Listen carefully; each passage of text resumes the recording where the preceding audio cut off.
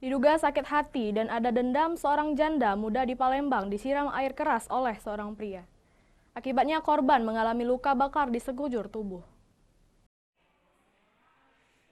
Desi Andriani, pedagang es di kawasan Seberang Ulu 1, Palembang yang berstatus janda muda ini dilarikan ke ruang instalasi gawat darurat Rumah Sakit Bari, Palembang usai disiram air keras oleh seorang pria tidak dikenal.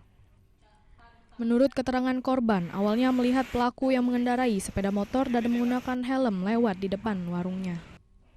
Tak lama kemudian, pelaku memutar arah ke warung korban lalu langsung menyiram korban dengan air keras.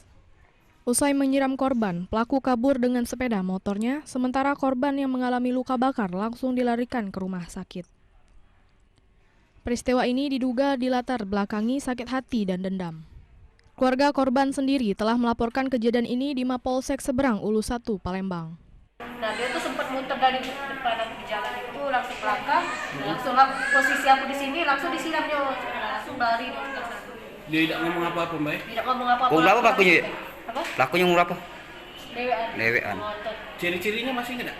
Ciri-cirinya tinggi kok, Lanang. Iya, cowok. Dari Palembang, Muhammad David, iNews melaporkan.